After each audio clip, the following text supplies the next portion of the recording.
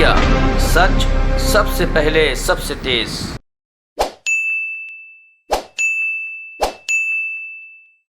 राम नाम की लूट है, लूट सके तो लूट। हम लोगों को ऐसा लगता था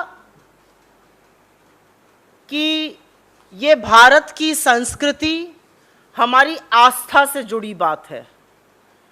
लूटने की बात भगवान राम के जो पर्याय हैं उनकी थी। भगवान राम मर्यादा का नाम है, भगवान राम न्याय का नाम है, नैतिकता का नाम है, धर्म का नाम है, प्रेम का नाम है। हम लोगों को लगता था, बचपन से आज तक सुना कि राम नाम की लूट है, लूट सके तो लूट। उनके मूल्यों को लूटने की बात थी।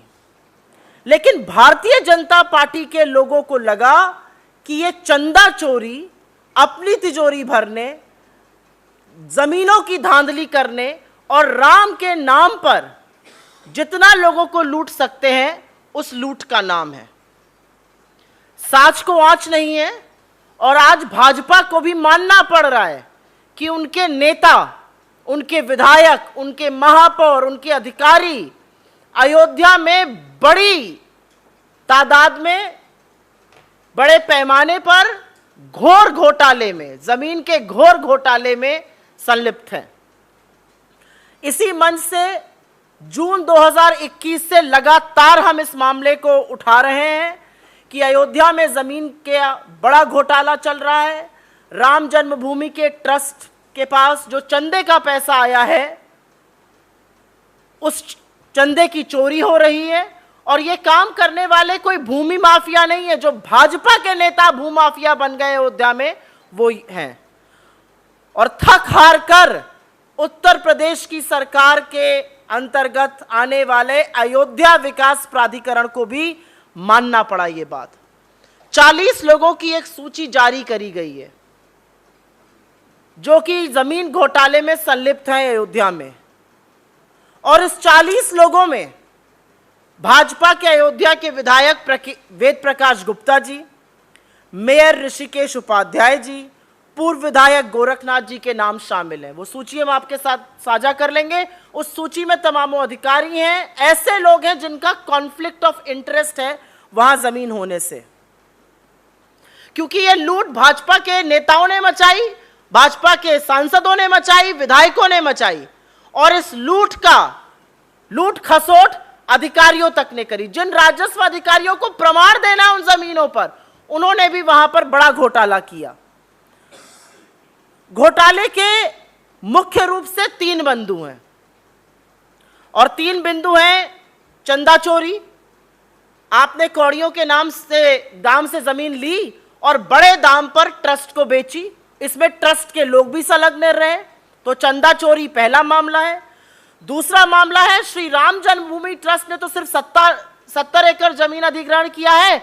उसके आसपास की जमीनों को सस्ते दामों पर उन लोगों ने खरीदा जिनको इस पूरे ब्लूप्रिंट के बारे में पता था। वो सारे के सारे भाजपा नेता हैं, जिनके कुछ नाम आपको मैंने बताए, साझा किए। वो एमएलएज हैं, वो महापौर हैं, वो अधिकारी हैं, वो पूर्व विधायक हैं, कुछ पूर्व सांसद हैं।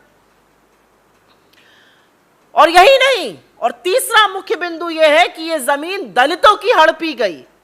जिस जमीन को आप खरीद नहीं सकते थे, जो न्यायालय में मामला चल रहा है, वो जमीनें तक हड़पी गई। महर्षि रामायण विद्यापीठ ट्रस्ट की जो बेची हुई जमीनें थी, वो तो अभी जांच के दायरे में है।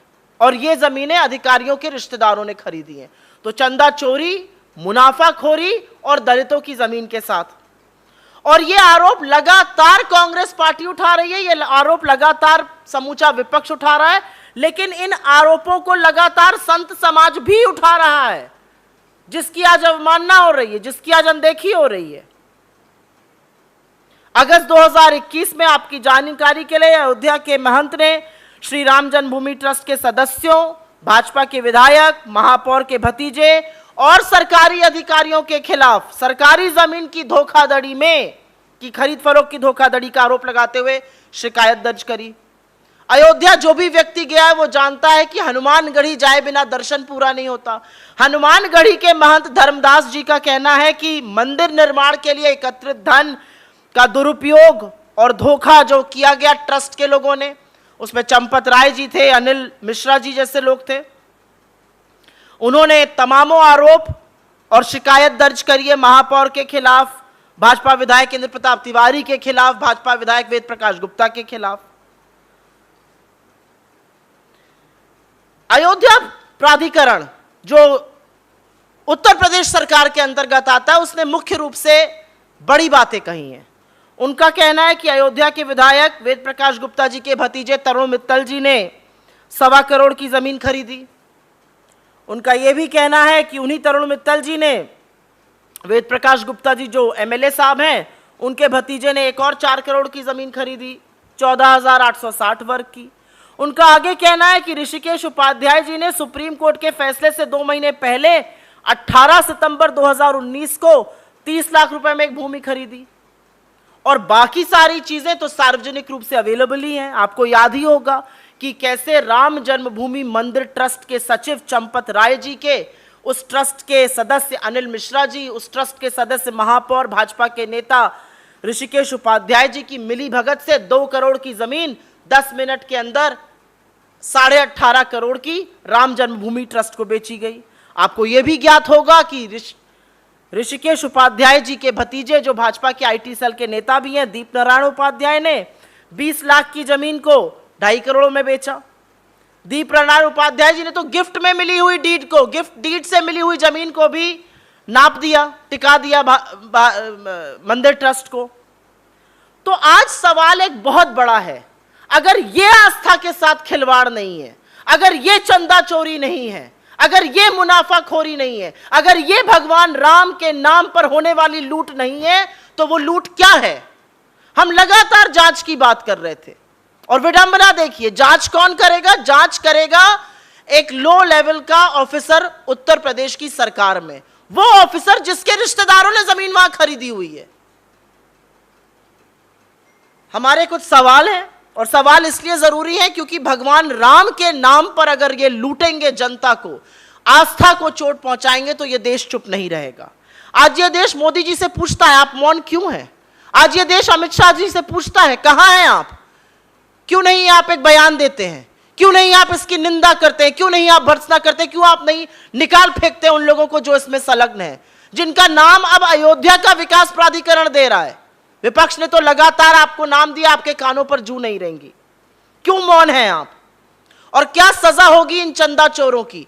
इस देश के व्यक्ति, हर व्यक्ति ने अपने सामर्थ्य अनुसार, जिसकी रामचंद्र में आस्था थी, अपने सामर्थ्य अनुसार कोई ना कोई चंदा दिया, और उस चंदे की चोरी कर रही है भाजपा की सरकार और भाजपा के नेता मिलकर। उनकी क्या सजा होगी? उन लोगों की क्या सजा होगी जो इन डाकुओं के बचाव में पिछले जून से लगातार मैदान में उतरे हुए थे? उसमें से आपके मंत्री थे, आपके नेता थे, आपके प्रवक्तागण थे। क्या होगी उनकी सजा? क्या अभी भी ये जांच लोकल अधिकारी ही करते रहेंगे, या आप इसको एक स्पेशलाइज्ड सेल को दीजिएगा जांच करने के लिए? क्योंकि अब मामला साफ है, एक डीएम कितने हद तक जांच कर सकता है एक विधायक, महापौर, सांसदों के खिलाफ, यह सर्वविदित है।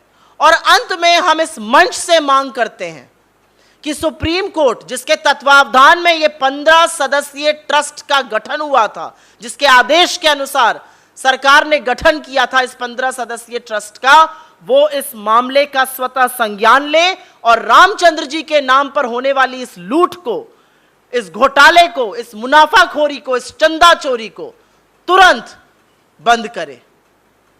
लेकिन हां, क्योंकि भगवान राम नैतिकता का सवाल है, मर्यादा का सवाल है, तो आज मर्यादा और नैतिकता मोदी सरकार की तार हो चुकी है। आज उनसे सवाल पूछना पड़ेगा कि जब यह सूची आई है जिसमें आपके लोग शामिल हैं, कोई वक्तव्य दीजिएगा, कोई बात बोलिएगा, श्री राम का हवाला आज तो दीजिए। गरीब दरिद्र नारायण के मुंह से निवाला छीनने वालों, भगवान राम के पीछे छुपते हो। आज जब भगवान राम के नाम पर लूट हो रही है, तो किस खो में घुसकर बैठे हो, यह पूरा देश जानना चाहता है। राम नाम की लूट का मतलब राम के पर्याय की लूट है, राम नाम के चंदे की लूट नहीं है। We'll take questions on this if you have. You said you go to the Supreme Court for asking them, because they had authorized the scheme. I didn't say I will go to the Supreme Court. I said that the 15-member Ram Temple Trust was set up due to an order of the Supreme Court. And now that it is in public light, now that an official authority, which is the Ayodhya Development Authority, has put out names of people who are involved with this property scam, and there is a huge conflict of interest that multiple members of the Ram Temple Trust have, the Supreme Court should take suo moto cognizance of this matter. And I hope they will. कोई और सवाल इस पर? धर्म और आस्था की दुहाई देने वाले लोग, जब धर्म और आस्था के साथ इस देश में खिलवाड़ हो रहा है, जब मर्यादा पुरुषोत्तम राम के नाम पर जो चंदा आया उसकी चोरी हो रही है, राम मंदिर के नाम पर मुनाफाखोरी हो रही है, और वो आपके लोग कर रहे हैं, आपको चुप रहने का कोई नैतिक अधिकार नहीं है। आपको बोलना पड़ेगा, आपको चुप्पी अपनी तोड़नी पड़ेगी।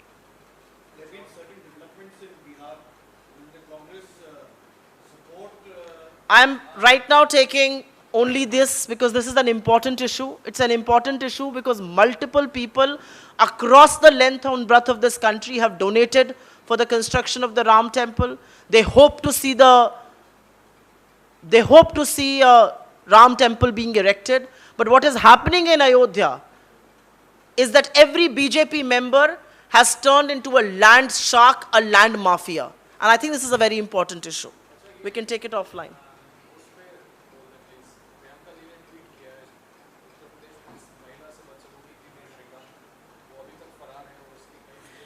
उत्तर प्रदेश की पुलिस अपने काम पर लगी हुई है। उत्तर प्रदेश के एक मंत्री हैं जिनको सजा सुनाता है कोर्ट, वो फाइल लेकर गायब हैं। उत्तर प्रदेश में भाजपा का गुंडा सरेआम एक महिला से, बदतमीजी तो बहुत छोटा शब्द है, गुंडागर्दी करता है। जिन शब्दों का प्रयोग किया वो हम सार्वजनिक जीवन में बोल नहीं सकते हैं। वो फरार है, दिखावे के लिए उसके घर के आगे का टिन शेड तोड़ दिया जाता है। तो कोई कानून राज की बात उत्तर प्रदेश में ना करे, क्योंकि ये तो हम शुरू से कह रहे थे, यही है उत्तर प्रदेश के कानून की असलियत। मंत्री जी फाइल लेकर गायब हैं और त्यागी जी जो है वो फरार हैं। उत्तर प्रदेश की पुलिस कहीं मिल नहीं रही है। सांसद महोदय कमिश्नर को जो अपशब्द कह रहे हैं वो आप में से काफी लोगों ने ऑलरेडी अपने टीवी चैनल पर दिखा दिया है। जब वहां का सांसद ही कह रहा है शर्मिंदगी महसूस हो रही है कि इस प्रदेश में हमारी सरकार है, तो विपक्ष के लिए मुझे लगता है बहुत कुछ कहने को बचा नहीं है। अगर पुलिस चाह जाए, और मैं ये हमेशा से मानती हूं, अगर पुलिस चाह जाए तो मंदिर के बाहर की चप्पल चोरी नहीं होती है। एक व्यक्ति 4 दिन से गायब है और उत्तर प्रदेश की पुलिस उसे ढूंढ नहीं पा रही है। किसी ने सच ही कहा है, महिलाओं के सम्मान में भाजपा बार बार मैदान में ऐसे ही आती है। और इसी पर मैं पूछना चाहती हूं, भाजपा के नेताओं में इतना मौन, इतनी खामोशी क्यों है? क्यों उन महिला नेत्रियों के मुंह में दही जम गई है? कोई बात नहीं, दही पर जीएसटी लग गई, जो माफी मांगो के नारे लगाती थी। नरेंद्र मोदी देश से माफी कब मांगेंगे अपने भाजपा सदस्य के लिए? हर बार कन्नी काट लेना, हर बार ये कह देना कि ये फ्रिंज एलिमेंट से आप बच नहीं सकते हैं। वो आपका नेता है, आपके लेटर पैड पर उसका कई बार कहीं कहीं एलोकेशन हुआ है, अपॉइंटमेंट हुआ है, आपके नेताओं के साथ तस्वीरें हैं, और इस तरह का झूठ ये देश बर्दाश्त नहीं करेगा।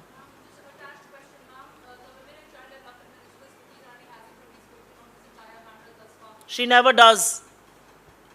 She never speaks on matters related to women and child development.